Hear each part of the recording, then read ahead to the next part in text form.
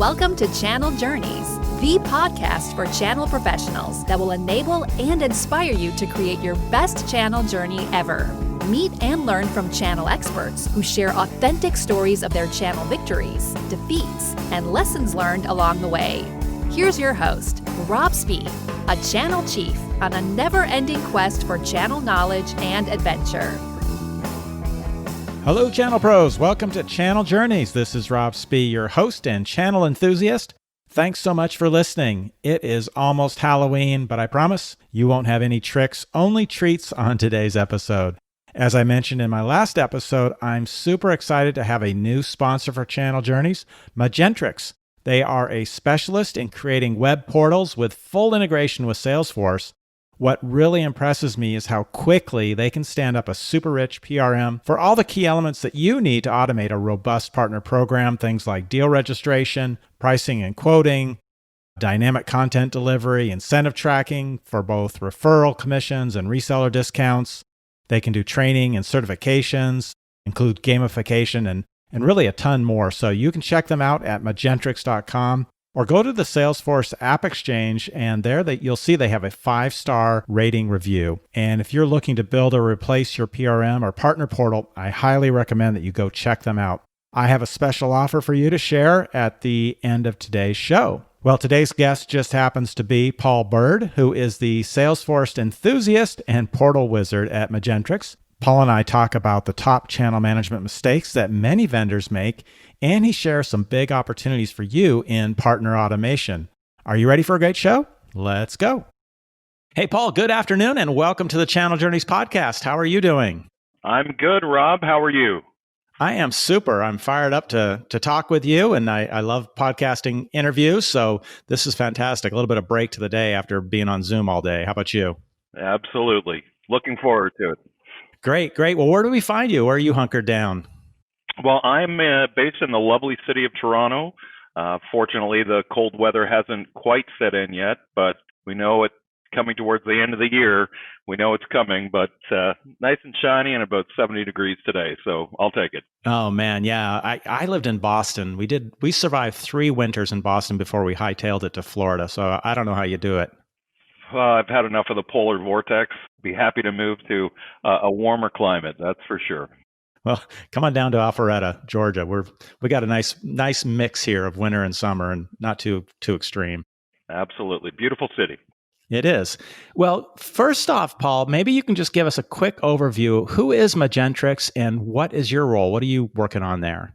Sure. So I lead sales operations at Magentrix. They've given me the name, the Portal Wizard. And essentially, in a nutshell, what Magentrix does is it allows companies to take extend their system of record, their CRM system, to create portals for their partner network. And whether these are, your traditional value-added partners and distributors, or affiliates, or even non-transacting partners that we see like influencers, we give them that environment where they can quickly stand up a portal and start collaborating with their channel partners. Interesting. There's been a lot of talk about influencers and influencer programs on this show. Are you seeing more of that? I think we're still seeing a lot of organizations trying to make sure that whatever is going on within their partner network from a transactional perspective, that they have a system that integrates with their CRM system seamlessly. I think that when they start looking at the future and more long-term goals, this is where they start looking at more of those non-transacting type partners and how to best engage them and leverage their expertise to promote their brand. Yeah, I was just talking about that today on a team call that we had and looking at building out an influencer program next year. And we haven't even got to thinking about what kind of portal would we even provide for those guys. So that's an interesting topic. And this is all about creating a safe collaboration space where people have one place to go to communicate, to be able to review information or collateral that's being produced by the brand, and really give some feedback and start looking from a strategy perspective what they can do to, really be an influencer and a subject matter expert in the market. Interesting. So with your role, what is the title? Wizard, portal wizard? Yeah, I'm the portal wizard for Magentrix. You must be speaking to a lot of different vendors then in your position. We do. We talk to a lot of different vendors across, multiple industries. Technology is really our core, but we have fintech companies, manufacturing, healthcare that have all adopted Magentrix for their kind of indirect go-to-market strategies. What are you seeing, and maybe just kind of a post-COVID, or I guess we are still in COVID, in this new normal? What are you seeing as some of the biggest challenges that the companies you're talking to are facing? Well, I think the biggest challenge they're facing is how to connect with their partner channel and their end users. All of our events have dissipated. We're not doing those trade shows or in-person events anymore. So now they have to start finding creative ways to reach and connect with their audience. And it's been a challenge. I know a lot of people have diverted funds that would typically go to events and moved it into creating these self-service portals for their partner network. Yeah, that is a huge challenge. And so I guess I hadn't even thought about it. We talk a lot about, webinars, digital events, and what can we do, digital selling, social selling, but I haven't thought so much about the role of your portal, and that maybe it plays a different role in this new normal remote world. Is that what you're saying? Yeah, absolutely. I think, it really goes beyond just that traditional, I need a portal so I can do deal reg and pipeline and, MBF and QBRs.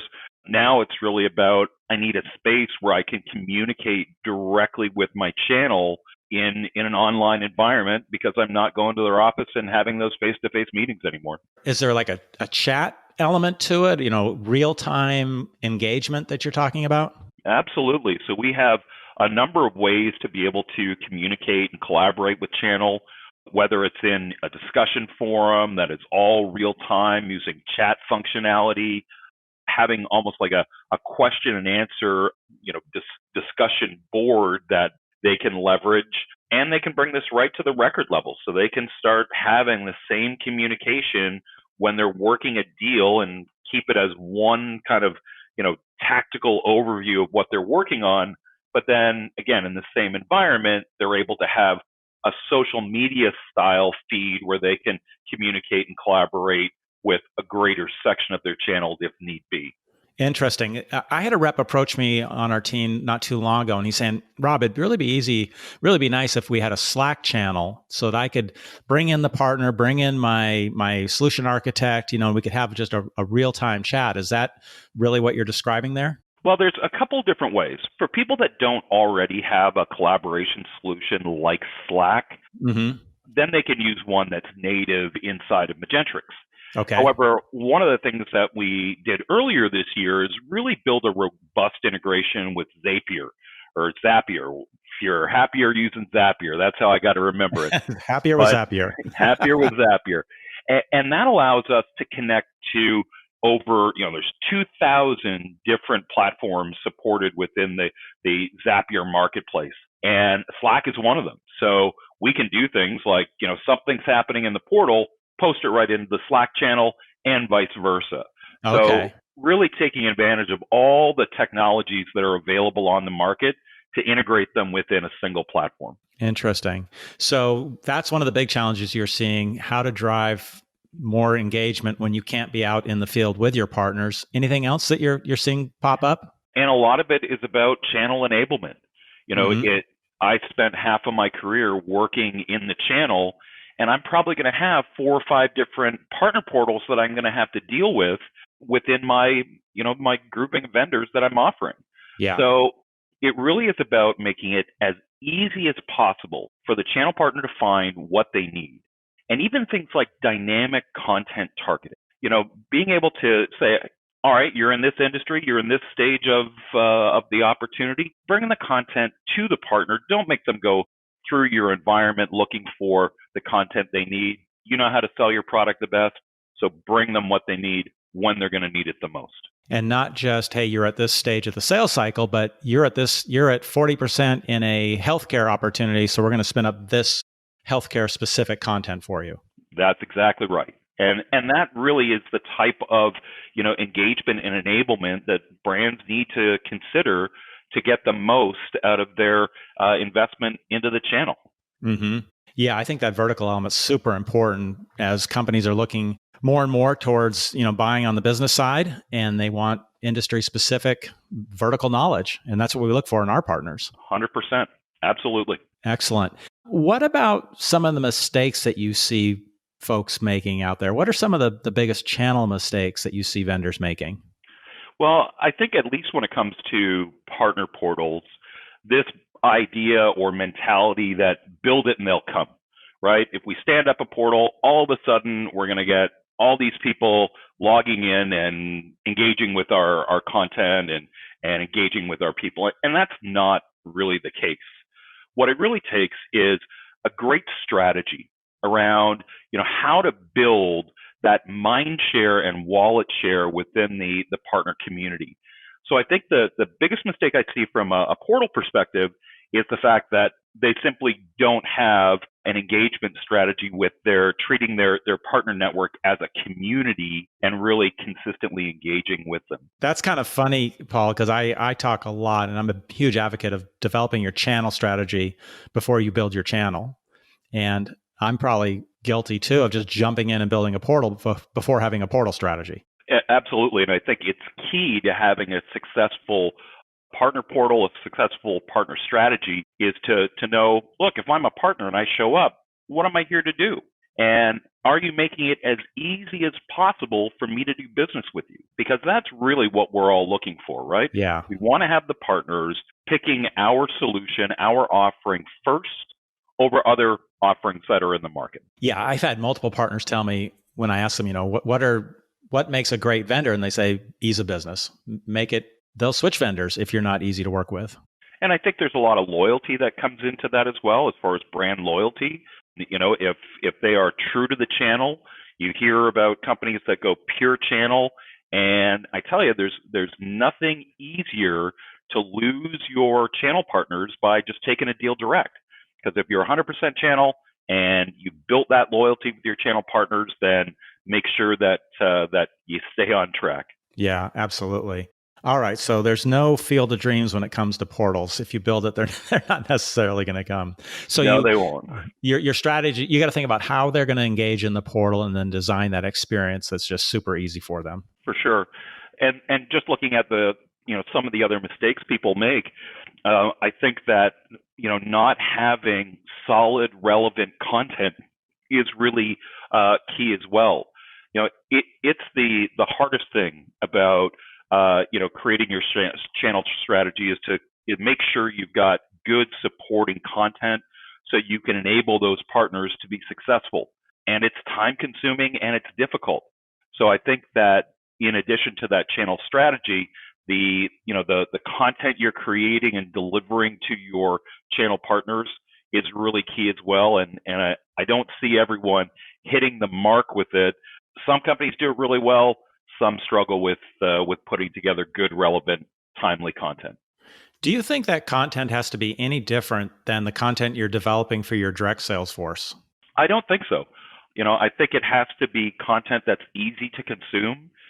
Producing a 75-page white paper is probably not going to really help the partner be successful. So I think it's about easy, quick to consume content that is informative. And it's the same content that you could use for your direct sales team. You just want to make sure that if you're providing it to your partners, that you're also giving them the ability to brand it with their own logo and add their own information. So that co-brandable is really another strategy that more brands should adopt. Yeah, I was going to ask you, how important is that the partners can snap their own brand on it? Well, I think it's best for the brand itself. I mean, if the vendor is maintaining brand control and, enabling the partners to put their logo on it in the place that the vendor's determining, then it's going to prevent the reseller from downloading the PDF file and changing the whole look and feel of it so they can get their logo in there. So I think it's really key that they have these pre-templated, easy to brand documents that they can quickly access and use for their marketing. That should be automated or made super easy to do within the portal itself. 100%. Should be point and click. We shouldn't have the partners jumping through any hoops at all. Just give me a list of co-brandable content, grab it, and go. We were talking about spinning up content at the right stage of the sales cycle. Can you jump in there and co-brand that like in real time? Hey, I need that specific document. Yeah, absolutely. So the way that Magentrix handles it is we start looking for variables within some kind of transactional record or on some kind of page, and then we can serve content accordingly. All of that content is identified at which ones can be co-branded and which ones can't be. So if they've got an identified document, they've already added their logo, they just click, download it, and go. Nice. What other big mistakes are you seeing? Well, I think, in addition to kind of this build it and they'll come or not having good content, it's really not treating your channel partners like they are your most important VIPs and that they get treated like employees versus the most important customer that they have.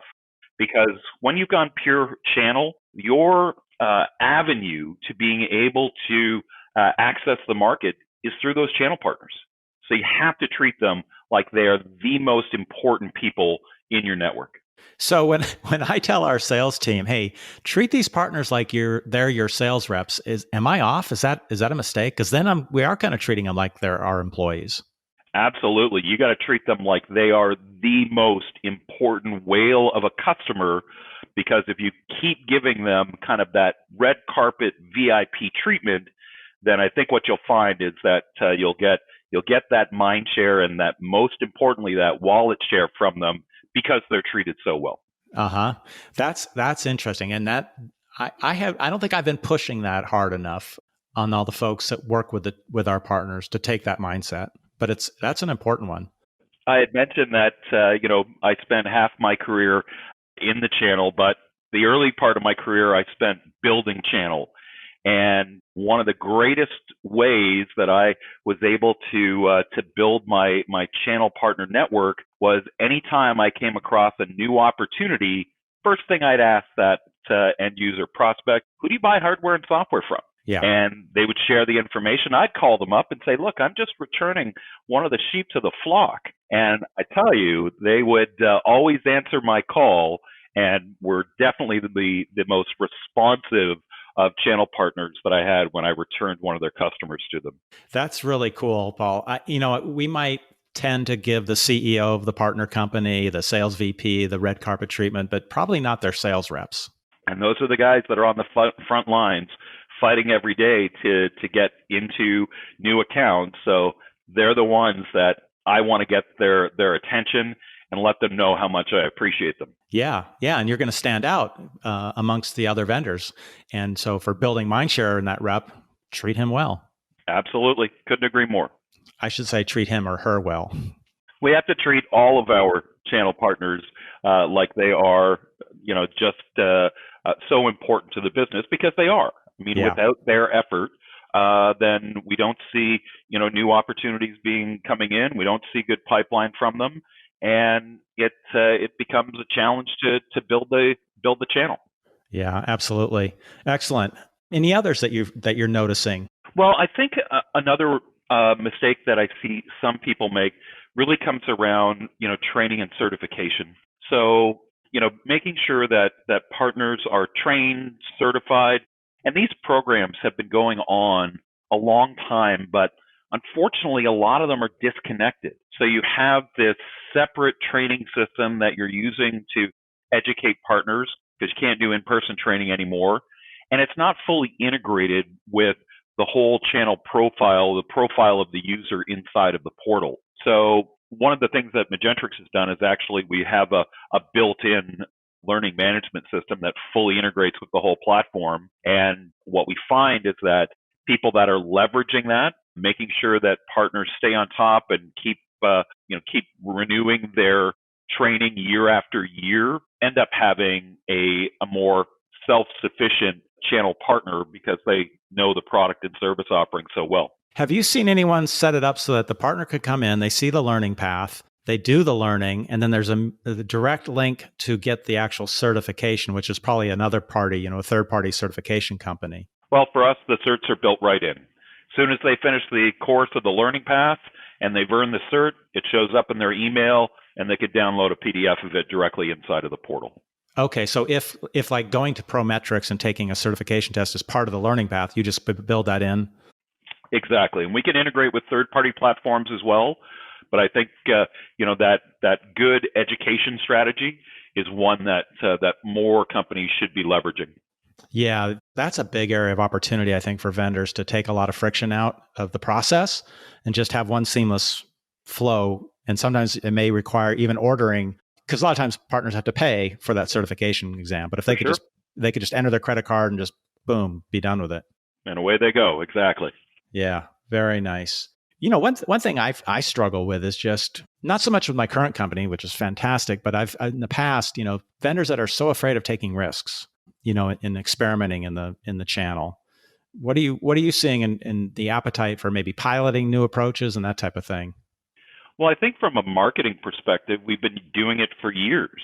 This concept of A, B, D, C, E, F, G testing to see what works best is something that we need to adopt when it comes to building and managing our channel as well. You'll never know if there's a better way to do something unless you try it. So as long as it's a calculated risk and you're not risking the business, then all for giving it a try. That's for sure. Yeah, absolutely. You told me a funny story when we were chatting last time about a road trip, a partner road trip you made. Tell us about that more. I did. This was I was trying to rebuild a channel for a software company out of New Jersey. So I decided to take 3 weeks and visit every single channel partner between Boston and Miami. And how many partners are we talking about? We're talking about like 55, 60 partners. It was pretty crazy. In fact, one of our vendors in Boston told me I was crazy. But I went, visited all of them, sat in their office, got an idea of, where their business was and, how we could be a good partner to help them grow their business. And it was a watershed moment for the company I was working for.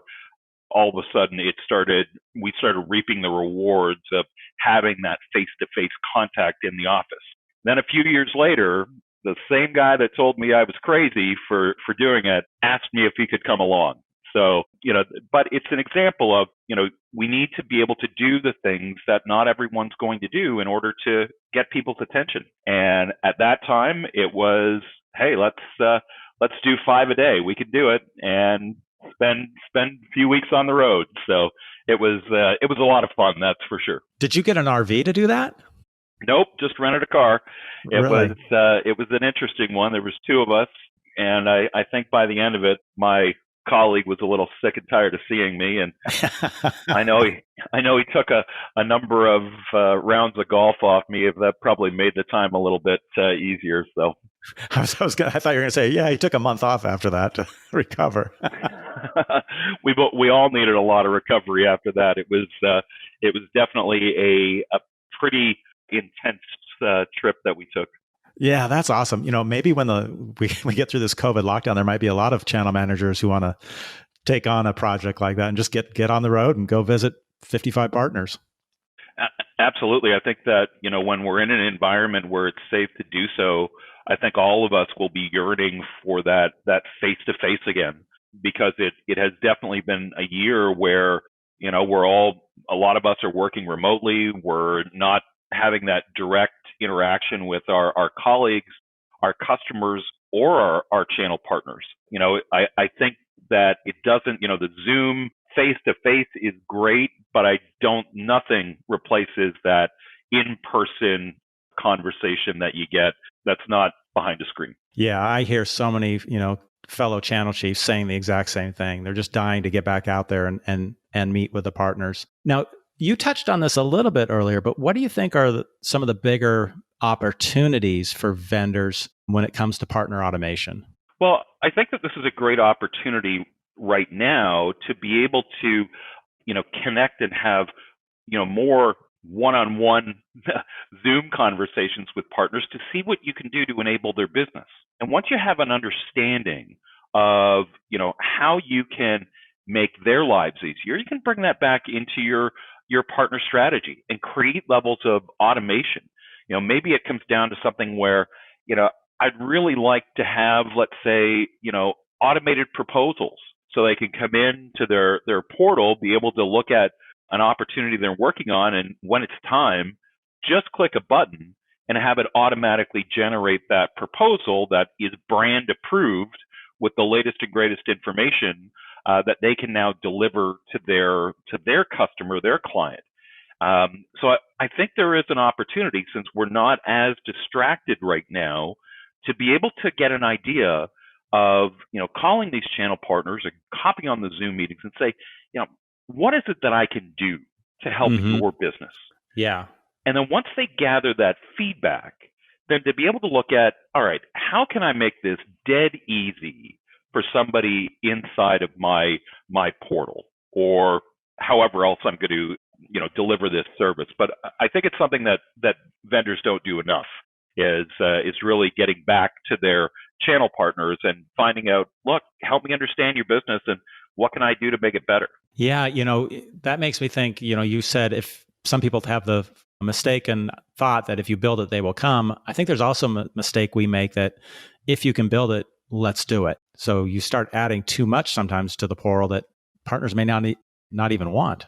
That's true. It's something that we hear all the time, is that, if they try to take on, the entire project all at once, it takes a lot longer for you to deliver something. Where if you, stand up something that gives the partners what they need, then collect their feedback and start rolling out more functionality for them, then they'll stay engaged and the portal will stay fresh. Yeah, and you mentioned being able to provide a partner with a custom quote online. That's actually something we were just chatting about and have a need for. How quickly can you stand that up? Well, really, it just comes down to, do you have the content ready? Do you have the quote content ready? If you do, from the Magentrix perspective, you simply upload it into the platform, create a little button, and it'll pull off your, merge any data that you have in your CRM system that's related to the partner along with your content, and generates a PDF file. Could take, if it's that content's ready to go, it could be done in minutes. And if you're using a CPQ tool? It just, again, comes down to the system of record, is a Salesforce or a Microsoft Dynamics. So whatever that CPQ tool is doing inside of the CRM system, or any values that are coming out, at least with Magentrix, we pick it up right away. Gotcha. And does that require the Happier with Zapier integration, or is it just straight to Salesforce? That's native out of the box. Not no need for Zapier. If it was a third party, CPQ tool, then we'd have to look at, what's the easiest way for us to integrate with it, and that may require using Zapier. Gotcha. Any other big things come to mind in terms of opportunities for partner automation? Well, I think one thing we've seen emerging for the last couple of years is the ability to provide rewards and incentives to partners, and identifying what are the behaviors that I want to see the partners do, and then, create a reward for it. Show them a leaderboard where they stand versus the rest, so they can get their competitive juices going. And what I've seen probably in the last 12 months is now allowing partners to redeem some of those points that they gain for, gift cards, whether it's, your traditional vanilla Visa, or maybe a Starbucks card, or, Domino's or something like that. And actually was working with a channel organization very recently who really put in a point to gift card strategy earlier this year. And the level of engagement they saw was like 3x over not having a system to be able to allow partners to get an Amazon gift card or something for the work they're doing. So, this whole idea of reward redemption, and gamification is definitely something that more brands should embrace. That's funny. We were talking about that this morning too. The idea of how we could really easily do that type of thing as a spiff to the partner sales reps. For sure. And spiffs have been around for a long time. But I think when it comes to at least for identifying, what are the behaviors? Like, I'm not just going to put the sheet on your desk that says, hey, sell 10 of these and, you get X. But, identify what additional behaviors. Maybe it's content. You want them engaging with your content. Maybe you want them sharing your content within their social media feeds. Like, really identify what behaviors are you trying to see from the partners and then reward them accordingly. Yeah, that's awesome. And is that done directly within Magentrix?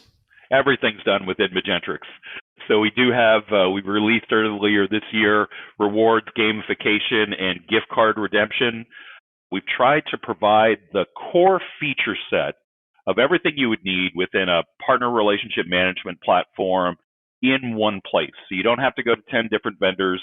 You can get it all in one spot. Very cool. You said something that I wrote down that was in our prior conversation. You said, channel is a monster that you have to feed. Yes, it is. It is. Well, here's the thing. You really need to look at, how am I going to get my partner's attention, right? We talk about that mind share. And the best way to do it is to do demand generation for your partners and feed the beast. The more opportunities you're sending to the partner, the more mind share you're going to get. So, I look at it that I have to keep doing demand generation for my partner channel so I can feed the monster, and it grows. And that's got to be part of, again, back to the channel strategy, is not only partner generated opportunities, but demand gen for those partners as well. Mm-hmm. Do you have an opinion on sort of how much the partner should be bringing back to you? I'm feeding him 5 opportunities this year. Should he be feeding me back 5 that he's finding? What's your thought on that? Well, I think that changes depending on the vendor, the size of deal, the size of market, right? And this is why we go through QBRs. Yep. Is to be able to, really look at our market, put together a SWOT analysis, and see who's contributing. And in some type of more transactional type of deals, I could expect to see more generated by the partner as opposed to the vendor. In larger opportunities, it could be an equal split. So I really think it depends on the sales model and the type of industry, and going through those QBRs and getting an idea of, what does this market look like and what can it produce? Yeah, no, good point. Very good point. So, Paul, I always love to learn more about my guests on the personal side. And first question I have for you is, how did you land in the channel? What's been your channel journey? My first channel position, this goes back to 1999, was for a small company that had been around for about 30 years. Looking at how they were selling, it really kind of interested me. They were using what was called the Lotus Same Time server. So in 2000, we were doing web meetings like you would use Zoom and go to Meeting4. But that also introduced me into this reseller network. And it was really interesting because I'd always done direct sales before, but now I had all of these relationships that I could build and all of these partners to sell at scale. And I got a little addicted to channel, I have to say. So, it happens to all of us, Paul. Even, the little kind of deals that I worked in the past, but then this grew. And then I was dealing with CDW as a channel partner, and that is a huge monster that needs a lot of feeding. Doing the floor walks and, talking to all the reps at CDW was fantastic. And I really enjoyed that time of building channel and being completely new to it with new technology to use. It was really quite interesting and a great part of my career. Awesome. What do you love most about what you're doing now? This is kind of the culmination of, I spent so much time building channel, and then I spent a lot of time working in the channel. So I've seen both sides. Yeah. So working at Magentrix, I can use, the technical skills that I've gained over the years, considered technical enough to be dangerous. But then I also appreciate the business relationships on both sides. I've been in the channel and had people trying to get me to carry the product and service. And then I've been on the other side where I've had to, knock on that door, go through and try to get them to adopt my offering into their portfolio. Right. Oh, that's really cool. And what do you enjoy doing outside of your portal wizardry? Well, in a non-COVID area, I really like to travel, and I've fallen in love with Costa Rica. It is probably the most beautiful place that I have ever been to, and love taking my camera there, capturing some amazing pictures of wildlife.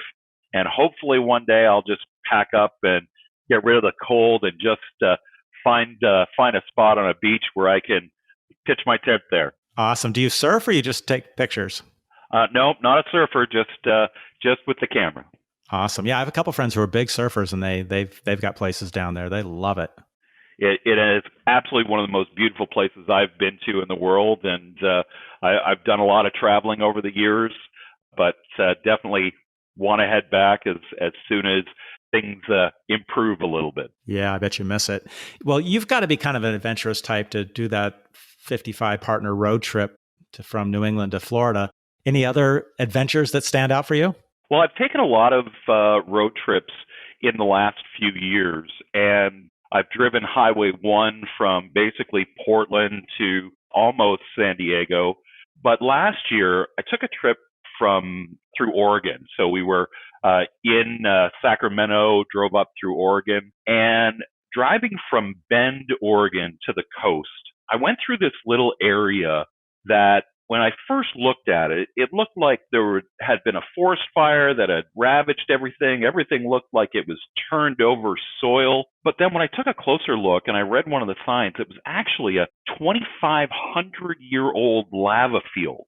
But I swear, if you look at it, you would think it was put there yesterday. And I've never seen anything like it before in my life, and took some great pictures, and would love to get back there and see it again. That's awesome. Well, just wrapping up, any last minute thoughts, maybe a channel tip for 2021 that's coming around the corner? Well, I think 2021, we've got to be prepared. I think that as our economies rebound and open back up, we're really going to need to engage and make sure we build those strong relationships with our partners, and then make sure that we understand how to engage them in the way that they want to be engaged. Make sure we get the right messages to the right people at the right time so we can all benefit in the future. Yeah, fantastic. Paul, thank you so much for the great tips today. And also I want to thank you and Magentrix, my newest sponsor for the show. So shout out to you guys. Big thanks. Thanks so much, Rob. I really appreciate the opportunity. All right. Catch you later. Take care. All right, guys, another fun interview. Thank you so much, Paul, for sharing those valuable insights and tips on how to make it easier for partners to engage with you automatically. I plan on taking advantage of a number of those ideas. As always, you can find highlights of today's show on my website at channeljourneys.com/CJ59. While you're there, be sure to subscribe. And if you enjoyed today's show, I'd really appreciate it if you could add a review on iTunes or wherever you're listening. Okay, I promised a special offer on Magentrix for my listeners. Check out Magentrix at magentrix.com. Reach out to Paul Bird on LinkedIn, and if you decide to try them out, you can receive 2 months free on an annual contract just by using the discount code SPEEPOD20. SPEEPOD20 is the discount code when you sign up. That's an awesome offer. All right, next episode will be number 60 for Channel Journeys, and I'm thinking about doing another solo episode where I'll share some of the best from what I've learned in doing this show. So stay tuned for that. By then, who knows? We may actually know who will be the next president of the United States. So until then, hang on and have an awesome channel journey. Thanks for listening to Channel Journeys. For show notes and other Channel Journey podcasts, visit channeljourneys.com. If you liked today's show, please forward it to your channel friends. And be sure to tune in for Rob's next channel adventure.